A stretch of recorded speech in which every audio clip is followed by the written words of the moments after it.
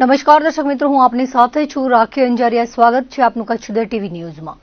ન્યૂઝની શરૂઆત પહેલા નજર કરી આજની હેડલાઇન્સ પર.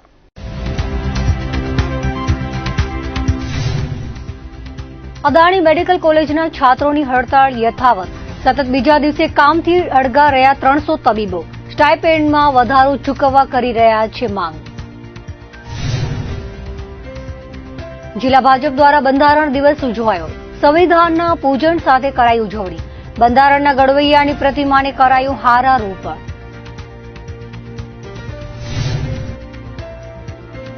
કચ્છમાં લઘુત્તમ તાપમાનનો પારો ઉંચકાયો. નવેમ્બર માસના અંત સુધી શિયાળાની નથી થઈ જમાવટ.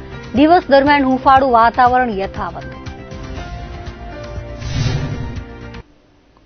કચ્છમાં આપઘાત અને અકસ્માતના બનાવોમાં 3 વ્યક્તિઓના જીવનદીપ બુઝાયા છે, જેમાં ભુજ તાલુકાના કોટડા ચકાર ગામે શિવજી ગઢવીની વાડીએ બીમારીથી કંટાળી વૃદ્ધે આપઘાત કર્યો હતો. પદ્ધર પોલીસમાંથી મળેલી વિગતો મુજબ હતભાગી 65 વર્ષીય ઈશ્વર પરમાર છેલ્લા 10 વર્ષથી બીમારીથી પીડાતા હતા, જેનાથી કંટાળીને તેમણે વાડીમાં ફાંસો ખાઈ ફાની દુનિયાને અલવિદા કહ્યું હતું, જેથી પદ્ધર પોલીસે તપાસ હાથ ધરી છે. તો અંજાર તાલુકાના મેઘપર બોરીચી ગામે બાપા સીતારામ મડુલીની સામે આવેલ બેનસામાં યુવાને ફાંસો ખાધો હતો. 24 વર્ષીય રાશિદુર આજુર અલી નામના યુવાને અગમ્ય કારણોસર ફાંસો ખાઈ મોતને વહાલું કર્યું હતું, જેથી અંજાર પોલીસે અકસ્માત મોતનો ગુનો દાખલ કરીને તપાસ હાથ ધરી છે. જ્યારે ગાંધીધામના ગોપાલપુરી પાછળ રેલવે લાઇન વિસ્તારમાં ટ્રેન તળે આવી જતા પરિણીતાનું મોત થયું હતું, જે બનાવને પગલે પરિવારમાં અરેરાટી સાથે શોક ફેલાઈ ગયો હતો. એ ડિવિઝન પોલીસમાંથી મળેલી વિગતો મુજબ હતભાગી 29 વર્ષીય કિરણબા ઝાલાએ ટ્રેન તળે ઝંપલાવીને આત્મઘાતી પગલું ભર્યું હતું. રામબાગ સરકારી હોસ્પિટલમાં લખાવેલી હકીકતના આધારે એ ડિવિઝન પોલીસે દાખલ કરેલ અકસ્માત મોતની નોંધ મુજબ હતભાગીના લગ્ન 3 વર્ષ પહેલા અમદાવાદના દહેગામના નરેશ ડાભી સાથે થયા હતા. દીકરીને સાસરિયા તરફથી શારીરિક માનસિક ત્રાસ આપવામાં આવતા છેલ્લા 7 મહિનાથી તે પિયરમાં હતી. સાસરિયાવાળા લેવા આવતા ન હોવાથી મનમાં લાગી આવતા રેલવે પાટા પર જતી રહી હતી અને ટ્રેન તળે આવી જતા મોત થયું હતું. બનાવ અંગે એ ડિવિઝન પોલીસે હાલ અકસ્માત મોતનો ગુનો દાખલ કરીને આગળની તપાસ હાથ ધરવામાં આવી છે.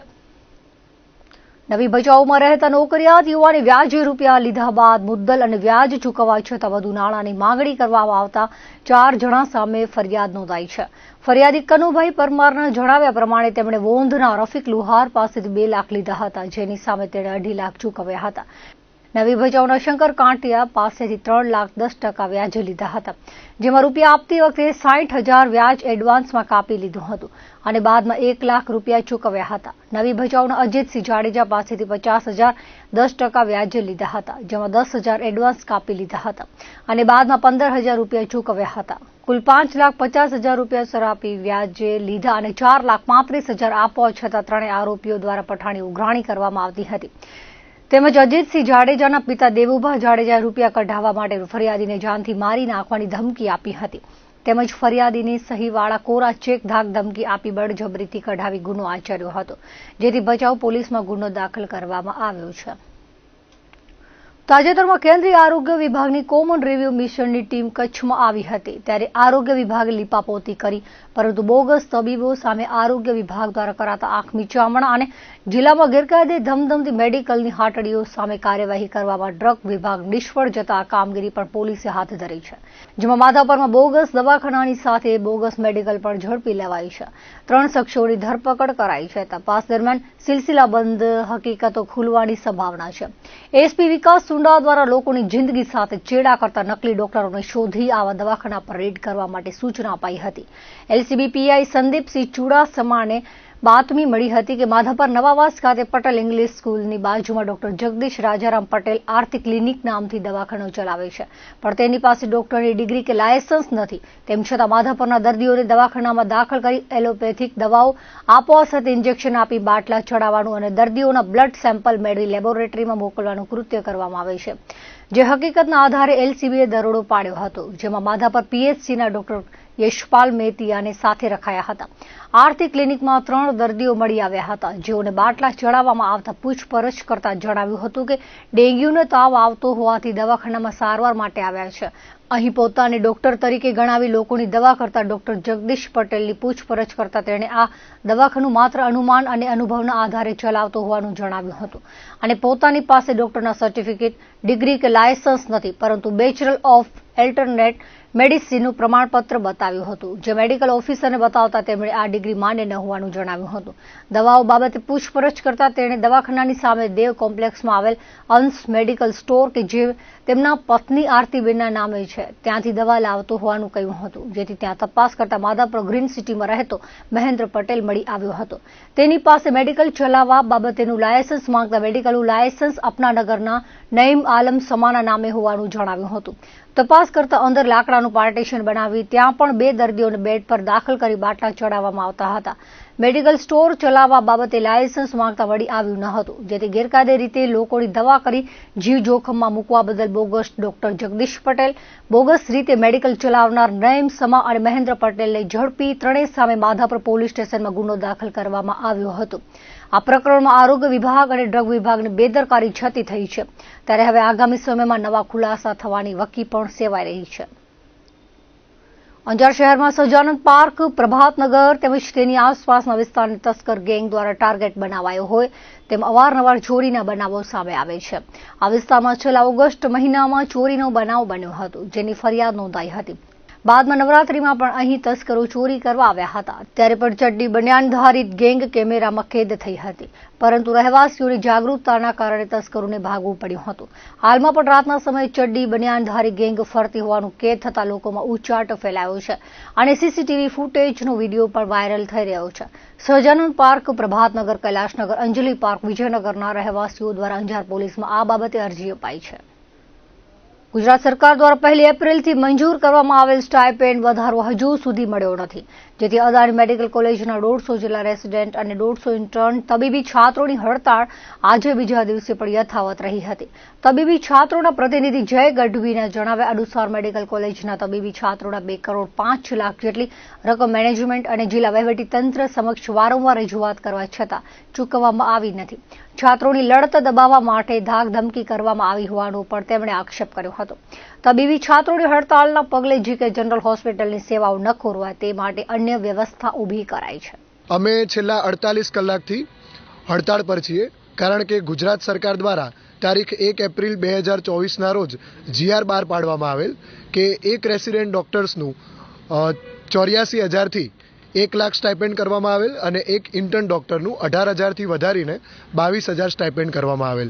અમે અહીંયા કુલ 150 રેસિડેન્ટ તબીબી અને 150 ઇન્ટર્ન તબીબી છીએ. એમ અમે 300 તબીબીનું મળીને કુલ 2.5 કરોડ જેટલી રકમ થાય છે. આ રકમ એપ્રિલથી ચૂકવવાની થાય છે અને આ જીઆર આવતા જ અમે અમારા કોલેજ તંત્ર અને જિલ્લા વહીવટી તંત્રને વારંવાર રજૂઆતો કરેલ કે અમને અમારા હકના પૈસા બને તેટલી જલ્દી તકે આપવામાં આવે, પરંતુ અમારા તંત્રએ ફક્ત અમને આશ્વાસનો અને ખોટી વાતો જ અમારી સાથે કરેલ, પરંતુ અમારી માંગણીનો કોઈ સંતોષકારક નિવેડો આપેલ નહીં. વારંવાર વાતચીતો કર્યા છતાં પણ અમારા તંત્રની આંખો ના ઉઘડતા છેલ્લે અમારે આ હડતાળ જેવું પગલું ભરવું પડ્યું છે. અમે લાચાર છીએ, મદદ વિહોણા છીએ, એટલા માટે જ અમારે આ હડતાળનો રસ્તો અપનાવવો પડ્યો છે. બાકી અમે દર્દીની સેવા માટે 24 કલાક તત્પર હતા જ અને આગળ પણ તત્પર જ છીએ. અમને પણ આ હડતાળ કરવામાં કોઈ રસ નથી, પરંતુ ગુજરાત સરકારના નિયમ મુજબ અમારા હકના પૈસા છે એ અમને આપવામાં આવી રહ્યા નથી અને અમે શાંતિપૂર્વક વાતચીતો કર્યા છતાં અમારી સાથે કોઈ વાતચીત કર્યા વગર કે એનો સચોટ નિર્ણય શોધ્યા વગર જ એ લોકોએ અમને ફક્ત આશ્વાસનો જ આપ્યા છે અને છેલ્લે અમારી સાથે એવી વાત કરેલી કે ઓક્ટોબરથી એ લોકો અમને વધારીને આપશે, પરંતુ એ પણ હજી દાવો જ રહ્યો છે, એ પણ અમારા અકાઉન્ટમાં જમા થયેલ નથી. તેથી છેલ્લે અમારે આ આકરું પગલું ભરવું પડ્યું છે. અમારા અવાજ દબાવવાનો પ્રયત્ન તો કાલથી જ શરૂ કરવામાં આવેલ. અમે હડતાળ પર ગયેલ ત્યારબાદ અમને ધાકધમકી આપવામાં આવેલ કે ક્યાંક ને ક્યાંક પરીક્ષામાં ફેલ કરશે કે અમારા કારકિર્દી પર અસર કરશે. જ્યારે હકની વાત કરવામાં આવે ત્યારે અવાજ દબાવવાની ઘટનાઓ તો બનતી જ હોય છે, પરંતુ અમે 300 તબીબો અમારા હક માટે કટિબદ્ધ છીએ અને ભેગા જ છીએ. તેથી અમારો અવાજ દબાવવાનો ગમે તેટલો પ્રયત્ન કરશે, પરંતુ અમે એક રહી આ મિશનને પાર તો પાડીશું જ, અમારો હક લઈને રહીશું. આજે તો બંધારણ દિવસ છે, તો બંધારણ દિવસે આપ સૌને, જનતાને પણ એ જ વિનંતી છે કે અમારા પ્રશ્નને સમજે, અમને ખોટા ઠેરવાર ના કરે, પરંતુ અમારા હકમાં અમારો સાથ આપે. આજે અમારો વારો છે, કાલે સમાજમાંથી કોઈ બીજાનો પણ વારો હોઈ શકે છે. વારંવાર હક ના આપવાની આ સરકારની રુચિ તો રહેલી જ છે. તેથી આપ સર્વે પણ અમને સાથ આપો, સપોર્ટ કરો, એ જ વિનંતી છે. કલેક્ટરશ્રીને પણ અમે આજથી લગભગ 20 થી 25 દિવસ પહેલાં મળેલ અને કલેક્ટરશ્રીએ પણ અમને પહેલાં આગળ વાત કરેલ કે તમે 10 દિવસ જેટલો સમય માટે પ્રતીક્ષા કરી લો, પરંતુ એ 10 દિવસ પછી પણ અમને કોઈ સંતોષકારક જવાબ કલેક્ટરશ્રી દ્વારા કે અમારા કોલેજ તંત્ર દ્વારા આપવામાં આવેલ નહીં.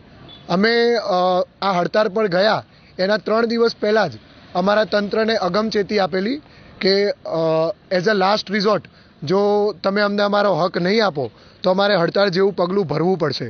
અને અમે તેમને ચેતવણી જ આપેલી કે અમે આ તારીખથી આ સમયથી હડતાળ પર જઈશું. તેથી તેમણે પૂર્વ તૈયારીના ભાગરૂપે તમામ વિભાગોમાં એવી વ્યવસ્થા કરેલી કે હોસ્પિટલ તંત્રનું કામ એવી રીતે ચાલતું રહે. તો અત્યારે ઇમરજન્સી સર્વિસ, ઓપીડી સર્વિસ અને વોર્ડ સર્વિસ એવી રીતે જ ચાલી રહી છે જેવી પહેલાં ચાલતી હતી. मैनेजमेंट के तरफ से रेसिडेंट्स और इंटर्न्स को लिख के दिया है कि हम उनका जो स्टाइपेंड इंक्रीज हो रहा है वो लागू होगा 1 अक्टूबर 2024 से, और उनको जब ये फर्स्ट वीक ऑफ दिसंबर में नया स्टाइपेंड मिलेगा उसमें अक्टूबर महीने का एरियर्स और नवंबर महीने का नया इंक्रीज स्टाइपेंड मिलेगा. ये हमने उनको लिख के दिया है. और इतना भी मैं आश्वासन देना चाहता हूँ कि जब बाकी सेल्फ फाइनेंस इंस्टीट्यूशंस और मेडिकल कॉलेजेस जब एरियर्स 1 अप्रैल से देंगे तब उनके साथ उस अनुसार हम भी ये इंक्रीज करेंगे. કચ્છ જિલ્લામાં નવેમ્બર માસના અંતિમ સપ્તાહે વાતાવરણીય વિષમતા યથાવત રહી છે. આજે જિલ્લાના તમામ મથકો પર લઘુત્તમ તાપમાનમાં સામાન્ય વધારો થયો હતો. જિલ્લામાં મોડી સાંજથી સવાર સુધી ઠાર બાદ દિવસભર વાતાવરણ ગરમ હુંફાળું રહે છે. નલિયામાં આજે ન્યૂનતમ તાપમાન 13.8 ડિગ્રી રહ્યું હતું. જિલ્લા મથક ભુજમાં 17.9 અને કંડલામાં 18.9 ડિગ્રી લઘુત્તમ તાપમાન રહ્યું હતું. મહત્તમ તાપમાન 32 ડિગ્રીની આસપાસ રહેતા મધ્યાહન સમયે કચ્છવાસીઓને ગરમીની અનુભૂતિ થઈ હતી. જિલ્લામાં મોડેથી શરૂ થયેલી શિયાળાની સિઝને હજુ સુધી જમાવટ કરી નથી. આગામી ડિસેમ્બર માસમાં ઠંડીની પકડ મજબૂત બને તેવો વર્તારો હવામાન શાસ્ત્રો આપી રહ્યા છે.